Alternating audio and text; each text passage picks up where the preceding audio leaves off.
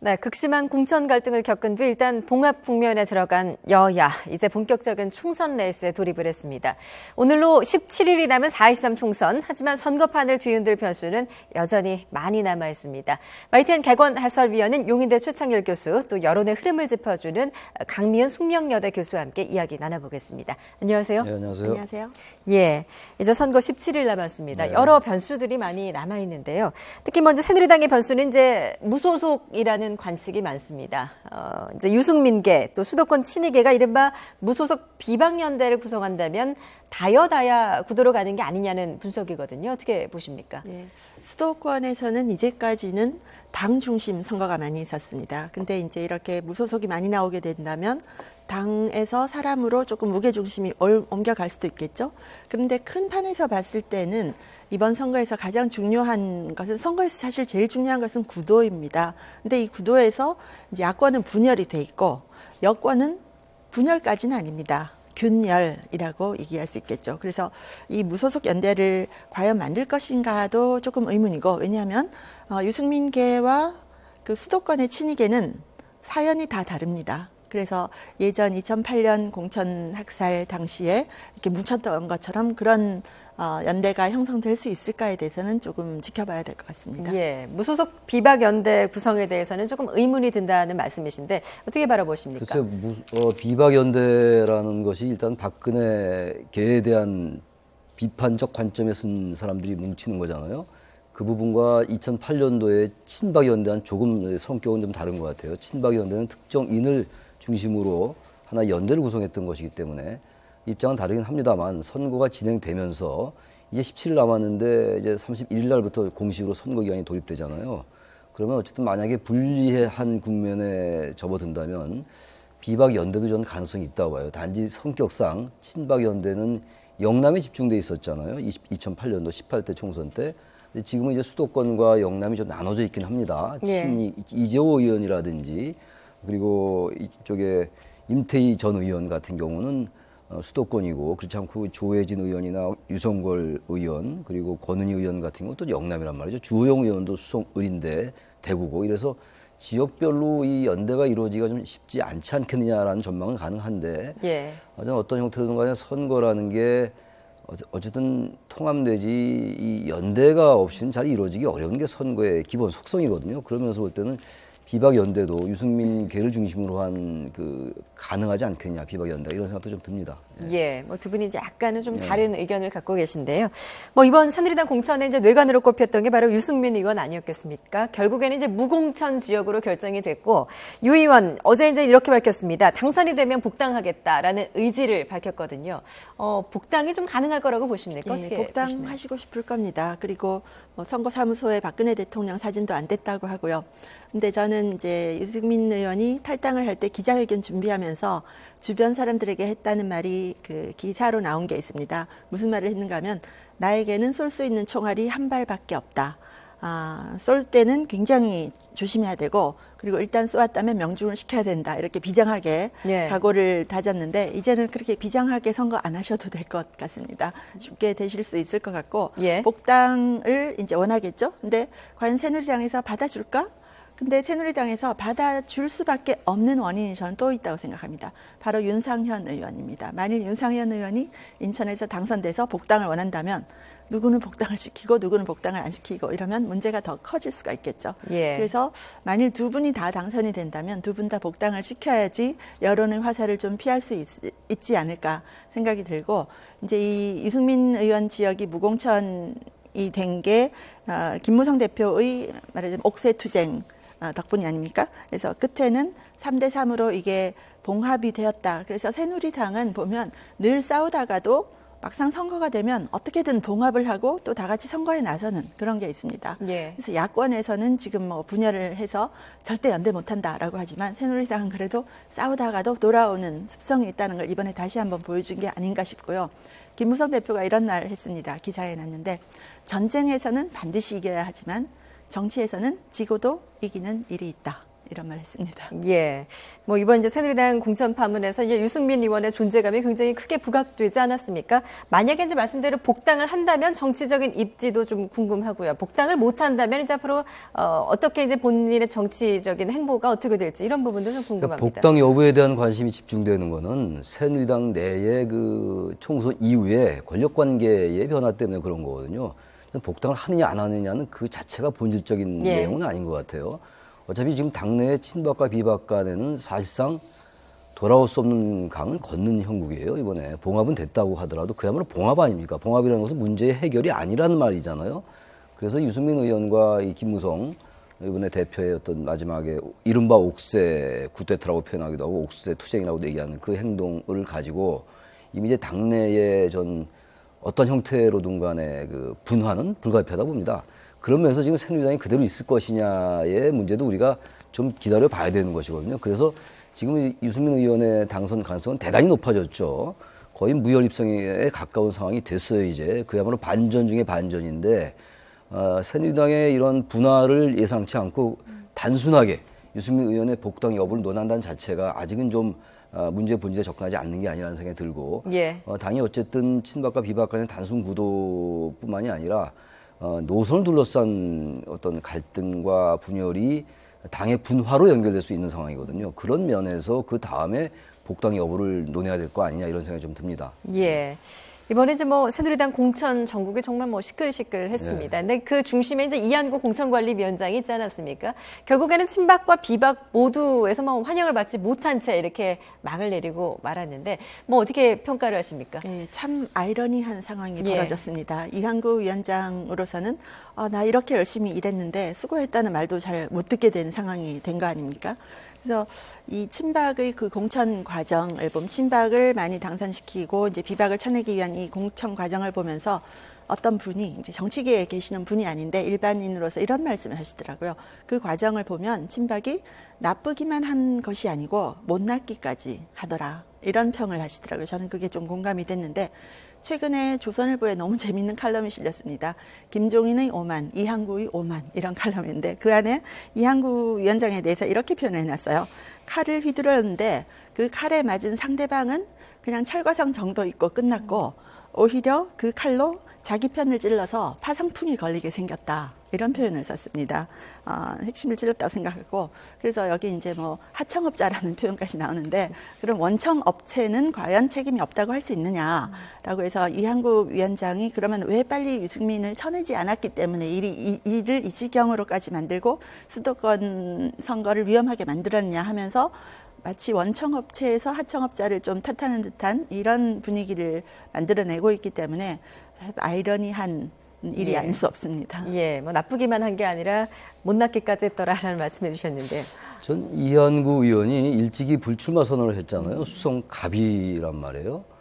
그리고 이제 상당히 사심 없이 이제 공천관리위원회를 맡아서 물론 친박의 입장을 뭐 상당 부분 대표하리라고는 예상을 했습니다만 그런데 그 예상보다 훨씬 도가 좀 넘었던 것 같아요.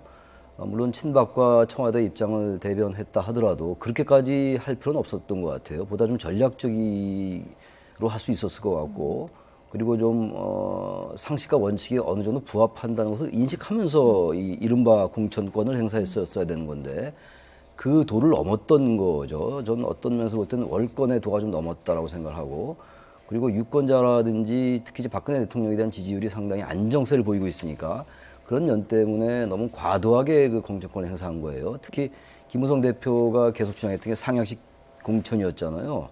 이에 비해서 이제 이한구 의원은 현역 의원 물갈이 쪽에 많은 중점을 뒀습니다. 근데 그 부분은 양쪽 말이 다 일리가 있다 하더라도 그 논쟁의 그 밑바닥에 있는 본질적인 핵심은 총선 이후에 친박계나 이른바 진박 인사들 원내 진입하려는 이한구 의원 입장과 이한구 공천관리위원회 입장과 거기에 자신의 대권 입지를 확보하려는 김무성 대표의 입장이 갈렸던 거거든요. 그리고 내세웠던 것들은 하나의 명분이라고 본다면 그러면서 김무성 대표와 지나치게 너무 많은 대립각을 형성했고 그리고 해서 별로 이득이 되지 않을 발언들을 너무 많이 쏟아냈어요. 김무성 대표도 공천 안 줄 수 있다라든지 뭐 과거에 당대표가 공천 받은 적이 없다라든지 말이죠. 김무성 대표의 어떤 뭐 정치적 발언에 대해서 바로 바보 같은 소리다 이런 얘기를 하고 이런 것들을 볼 때 너무 과도하게 특정 계파를 대표했다. 그러다 보니까 양쪽으로부터 뭐 비박으로부터 물론입니다만 친박으로부터도 결국은 상황 자체가 아주 안 좋게 되고 말았잖아요. 자신들이 원하는 세력이 다 탈락을 했어요. 의외로 유승민 의원에게는 거의 무혈 입성에 가까운 이런 상황이 되고 말았기 때문에 전략적이지도 못했고 당당하지도 못했다라는 그런 평가를 면할 길이 없을 것 같습니다. 예. 이번에는 좀 야권도 좀 짚어보겠습니다. 야권의 변수 아무래도 야권 연대겠죠. 그러나 이제 안철수 국민의당 대표 뭐 사전 협의 없이 후보 단일화를 할 경우 지명까지 하겠다라면서 네. 이제 강력하게 반대를 표시했습니다. 야권 연대 가능할 거라고 보십니까? 저는 야권 연대가 이제 정당 대 정당의 연대는 이미 이제 사실상 어려워진 것 같아요. 물리적으로 시간적으로 어려워진 건데. 후보 단일화라는 게 남아있겠죠. 지역별 특성에 맞는. 그런데 지금 말씀처럼 안철수 대표가 일단 그 자체를 원천 봉쇄시키는 얘기를 한 거란 말이에요. 제명시키겠다라는 얘기는. 근데 과연 이것이 정치적으로 과연 정당성을 확보할 수 있을 것인가. 어떤 그 선거구에서 선거가 진행되는 과정에서 불리한 후보가 사퇴할 수 있는 거거든요. 그리고 어느 한쪽에 표를 몰아줄 수 있는 겁니다. 그게 후보 단일화예요. 그리고 이 연대의 이 형태는 여러 가지가 있어요. 선거 연합이라는 형태도 있고 이런 식으로 후보 단일화를 할 수도 있는 것이고. 근데 이 자체를 원칙적으로 봉쇄하는 거거든요. 원천적으로. 이건 대단히 정치적이지 못하다라는 생각이 들고 지금 이제 뭐 지난 19대 총선의 예를 굳이 든다면 그 당시 5% 미만으로 표가 갈린 적이 31곳이나 됩니다. 수도권에서 112군데 중에서 이번엔 122곳입니다만 그런 현실 뻔히 알면서 무조건 연대는 안 된다라고 얘기한다는 게 단일화가 안 된다라고 얘기하는 게 과연 선거에 임하는 사람의 모습인가라는 생각이 들고 그 명분은 어쨌든 이게 자꾸 선거 승리에만 집착하는 이런 연대가 국민들로부터 외면받을 것이다라는 건데 이미 지금 이 국민의당이 어떤 중도 개혁 정당으로서 제3정당으로서의 위상이나 존재감을 전혀 보여주지 못했어요. 오히려 저 기존 정당들에 비해서 더 구태한 모습을 많이 보여줬단 말이죠. 그래서 저런 모습들이 전 정치적이지 못하고 선거 기간이 들어가면요 상당 부분의 전 지역별로 후보 단일화가 이루어지지 않을까라고 보여집니다. 예. 뭐 이제 이에 대해서 이제 더민주 김홍걸 국민통합위원장이 연대 거부는 이적형이다라고까지 이제 비판을 하지 않았습니까? 안철수 대표 더민주에도 좀 쓴소리를 했습니다. 더불어민주당의 진짜 주인이 누구인지 만천하에 드러났다 이런 말을 했거든요. 어떤 속내가 있다고 보십니까? 뭐 속내가 있어서 이런 말씀하셨겠지만 저는 일단 안철수 대표가 정치 평론가가 아닙니다. 다른 당에 대해서 평론하시는 게 중요한 게 아니고 국민의당이 제3당으로서 여야의 불만을 가지고 있는 유권자들을 끌어들이기 위해서 실제 무슨 일을 하는가가 정말 중요한 것인데 지금까지 안철수 대표가 이렇게 얘기하시는 걸 보면 마치 중심에 서서 뭐 양쪽을 비판하는 듯한 정치 평론적인 모습을 보여주시거든요. 그거는 아닌 것 같습니다. 그리고 안철수 대표가 예전의 그 안철수 현상을 재현해내기 위해서 굉장히 노력을 하시는데 실제 이런 말이 있습니다. 친노는 아무리 노력해도 노무현 대통령을 따라잡을 수 없고 안철수는 아무리 노력해도 안철수 현상을 따라잡을 수 없다는 말이 있습니다. 그만큼 그 국민들이 가졌던 안철수 현상은 어떻게 보면 환상이라고 할 수 있거든요. 뭔가 새로운 분이 나타나서 우리를 잘 살게 정치를 올바르게 만들어줄 것이라는 그런 환상이었는데 이 안철수 대표가 실제 정치에 나가서 이제 행동하는 것을 보면 활동하는 것을 보면 그런 현상을 만들어내기에는 좀 부족하지 않나라는 생각이 들고 지금 이제 안철수 대표가 이번에 또 야권 연대를 하게 되면 또 철수했다. 이 말을 듣기가 싫어서 지금 야권 연대 절대 안 된다고 말씀하시는 것 같아요. 그런데 연대를 철수를 해도 될 때가 있고 철수를 하면 절대 안 되는 때가 있는데 사실 야권 연대 안 하면요 여권이 이깁니다. 근데 그것을 모르시진 않을 텐데 본인이 철수하지 않겠다는 그 목표에 너무 집착해서 지금 야권 연대 거부하고 계시는 게 아닌가 싶고요. 새누리당에서 볼 때는 땡큐죠. 네. 더불어민주당 이제 김종인 대표는 이틀째 호남 표심 잡기에 나섰습니다. 아무래도 뭐 텃밭에 밀려서는 안 된다라는 좀 절박함이 묻어 있는 것 같은데요. 호남 민심 과연 좀 어디로 어떻게 흘러갈까요? 그래서 호남의 그 표심이 이제 광주와 또 뭐 전라북도가 좀 다르긴 한데 뭐 전체적으로 볼 때 특정 정당에 완전히 쏠린 것 같지는 않아요. 아직은 국민의당이 초반에 상당히 기세를 올렸는데 그 이후에 상당히 지지율이 꺼졌단 말이죠. 그래서 어느 정당이 확고하게 정당 투표로 가지는 않을 것 같고 특히 이제 호남의 대체적인 그 투표의 성향이 전략적 투표를 많이 하는 지역이란 말이에요. 다른 지역에 비해서. 그렇다면 어느 정도 이제 선거가 진행되면서 어느 정당으로 쏠림의 현상을 보일 수가 있을 것 같아요. 근데 지금은 예단하기가 어렵고 그야말로 현재로서는 인물 중심으로 갈 가능성이 크다. 호남에서 특히 이제 이 수도권과 이 다른 지역, 수도권을 제외한 지역의 좀 이 표심의 향배가 수도권이 대체로 이제 정당 투표에 경향을 많이 보이고 수도권을 제외한 지역들이 정당보다는 인물 투표에 경향을 많이 보이거든요. 인물 경쟁력에 따라서 투표하는 경향을 많이 보이는데 예. 호남에서 전형적으로 이번에 그런 상황이 벌어지지 않을까. 호남이 28석이잖아요. 지금 이제 그 국민의당이 바라는 게 20석 이상을 확보하겠다는 거란 말이죠. 원내 교섭단체가 20석이니까. 그러면 상당 부분 호남에서 표를 확보하지 않으면 그게 사실 어렵거든요. 수도권에서는. 지금 현재 수도권의 국민의당 후보들의 경쟁력이 상당히 약한 편입니다. 더불어민주당에 비해서. 그렇다면 호남에서 적어도 17, 8석은 얻어야 되는데 그렇게까지 될 가능성은 아직은 적지 않느냐. 그래서 더불어민주당과 국민의당의 호남에서는 어느 정도에 완전하게 독점할 것 같지는 않아요. 현재 단계에서는 말이죠. 그래서 결국 인물 경쟁력으로 가지 않겠느냐 이렇게 예. 보여집니다. 예. 그 야권이 이제 분열 양상으로 지금 이제 선거를 치르는 만큼 호남 민심은 아무래도 인물 위주로 갈 것이다라는 분석이신데요. 어떻게 좀 바라보고 계십니까? 예. 이때까지 야당에 대해서 많은 비판이 있었던 부분은 운동권 중심 정당이다 이런 거잖아요. 근데 운동권 중심 정당이어서 나쁘다는 것이 아니고 저는 야권에서 보여주지 못한 최대의 패착은 미래의 비전을 제시하지 못했다는 점입니다. 그렇기 때문에 새누리당에서 뭘 잘못하고 있다고 이렇게 비판의 화살을 날려도 이상하게 그 화살이 유턴해가지고 다시 야당으로 가는 경향을 많이 보여왔었거든요. 그래서 그 미래의 메시지를 못 던진 정치인에 대해서는 유권자들이 과거를 들춰봅니다. 그러면 운동권 말고 뭘 했느냐 이렇게 보게 되는데 과거가 복잡하더라도 미래의 비전을 제시하는 정당이나 정치인에 대해서는 유권자들은 환호합니다. 미래에 우리 주머니를 채워줄 수 있는 정당에 대해서 환호를 하는 거죠. 그런데 지금 보면 더불어민주당이나 국민의당 어느 정당도 그건 못 보여주고 있어요. 그래서 심지어 어떤 예전 만평에 보면 박근혜 대통령이 이렇게 주무시고 계시는데 꿈에 박정희 대통령이 나타나고 박정희 대통령이 나타나셔가지고 네가 야당복 하나는 타고났다 이런 얘기를 하는 만평까지 있었습니다. 그만큼 정권 심판론이 먹히지 않는다는 거죠. 정권 심판론을 내세우기 위해서는 심판하는 사람의 자격에 대해서 국민들이 공감을 해야 되는데 국민들이 생각할 때는 그렇게 비판하는 당신들은 뭘 했느냐라고 질문을 던질 때 똑바로 뭔가를 내놓을 게 없다는 것이 가장 큰 문제인 것 같고요. 그런 점에서 이 호남 민심이 참 이렇게 향방을 참 잡기가 어려운 것, 사람 위주로 갈 수밖에 없는 것도 뭔가 야당으로서의 정체성을 강력하게 보여준다거나 미래의 비전을 강력하게 제시한다거나 이것을 못하기 때문이 아닌가 싶습니다. 예.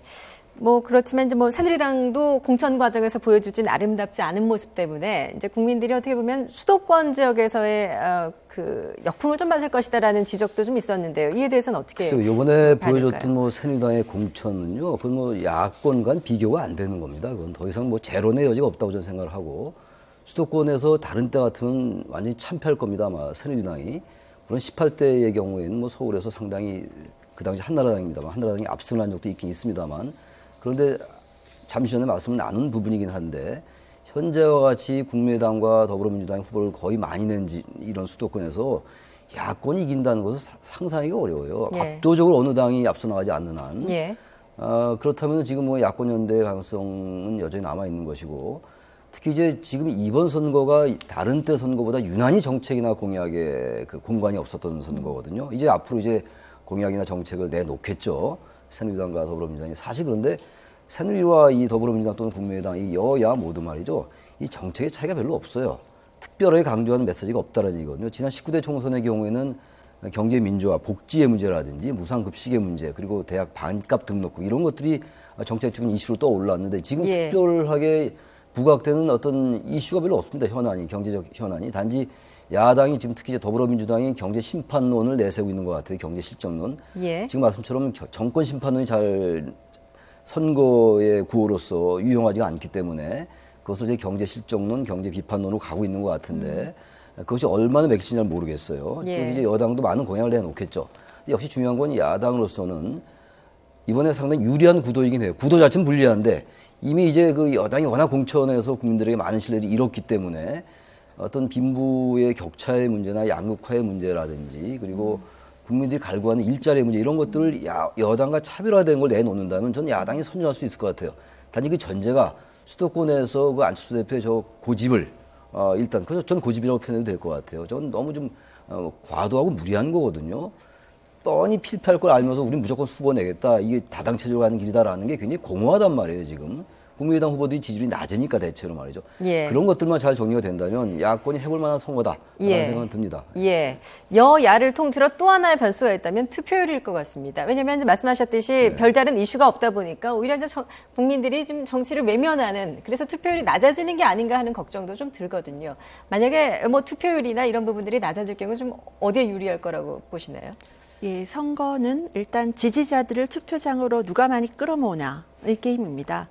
그래서 우리나라 유권자를 40%는 우파로 보고 40%는 뭐 크게 말해서 좌파라고 본다면 중간에 있는 20%가 선거를 좌지우지한다고 볼 수 있거든요. 근데 이 20%를 얼마나 우리 편으로 끌어들여서 투표장에 끌어낼 수 있는가인 거죠. 근데 투표율이 낮아질 때는 사실은 새누리당이 더 유리하죠. 그리고 선거라는 게 구도, 인물, 공약 이렇게 세 가지로 이루어진다고 할 때 지금 공약은 별 의미가 없어졌습니다.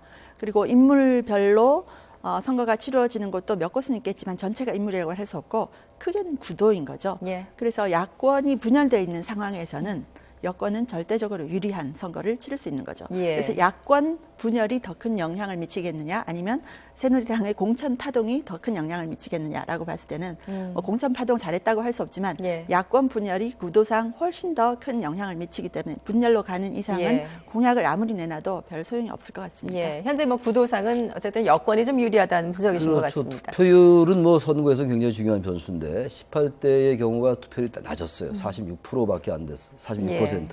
19대가 54%가 그랬는데 이번에는 투표율이 낮아질 가능성이 좀 높은 것 같아요. 워낙 여야 모두 공천해서 국민들에게 예. 실망을 워낙 많이 줬기 때문에 투표 자체가 낮아지는데 지금 60대 이상의 인구 비중이 가장 높거든요.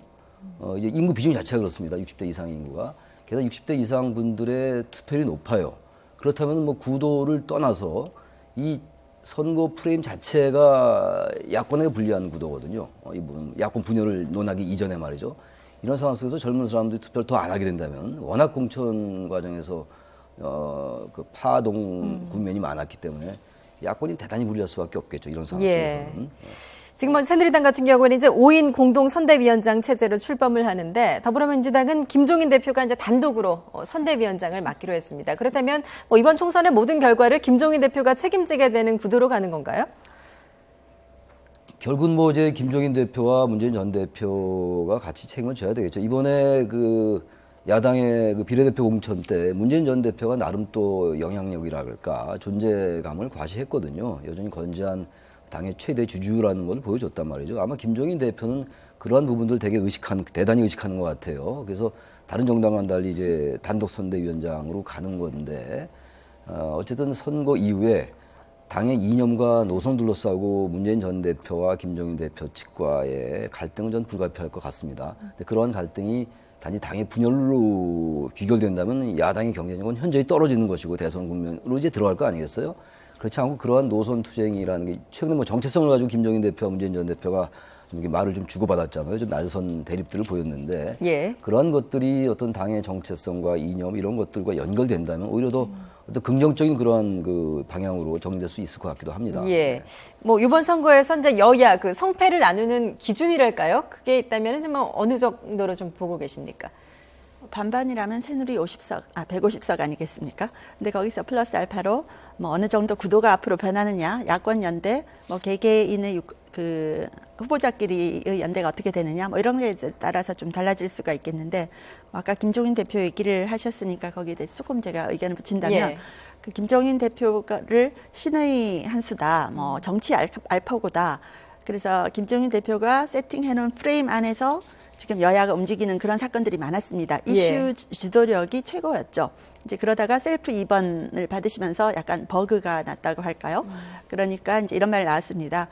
그런 정치 알파고도 화염병 세대는 못 당하는구나 이런 말이 나왔는데 앞으로 이제 김종인 대표가 선대위원장도 맡고 선거의 총책임을 지게 되지만 예. 과연 그 당의 원래 주인인 어떻게 보면 친노 세력들 이분들에게 의해서 언제 되치기를 당할 것인가라는 것이 좀 궁금증을 자아내는 그런 부분이고 또 이번에 김종인 대표가 직접 본인의 워딩으로 바지 사장이라는 말씀을 하셨습니다. 네. 그래서 그 말이 의미하는 바가 굉장히 크다고 생각이 들고 어떤 의미가 있다고 보시나요? 그러니까 이때까지는 남들이 바지 사장이라 그래도 본인 아니라고 하셨는데 지금도 본인이 바지 사장 아니라고 하셨지만 예. 그 워딩을 쓰셨다는 자체가 뭔가 좀 그걸 인정하고 가는 것이 아닌가라는 생각이 좀 저는 이 듭니다. 야권에서 말이죠. 이 화염병, 운동권 이런 말들은 여권의 시각이에요, 사실은. 이 여권의 프레임에 완전히 이렇게 하나의 그 이론으로 거의 굳어져 가는 것 같아요. 이거를 야권이 깨야 돼요. 예. 화염병만 던진 세대가 아니에요. 이 세대는 사실은 상당히 민주화 투쟁을 했던 세대입니다. 단지 예. 그런 세력들이 친노라는 아주 부정적으로 들리는 용어화하면서 말이죠. 자신들이 했던 것에 대해서 너무 기득권만 챙기고 진보 기득권, 진보 패권주의라는 측면이 좀 있긴 있었단 말이죠. 근데 이게 뭐 화염병 세대다 이렇게 보면 안 되죠. 이건 여권이 만들어내는 프레임이에요. 근데 예. 이걸 자꾸 이제 같이 방송에도 쓰고 언론이 같이 받고 이러다 보니까 이렇게 굳어졌는데 저는 이런 부분들을 국민들에게 인식을 바꾸는 작업 자체가 야당이 해야 될 일인 것 같아요. 근데 그것은 결국은 정책으로 갈 수밖에 없는 거거든요. 그런 생각이 좀 듭니다. 예, 알겠습니다.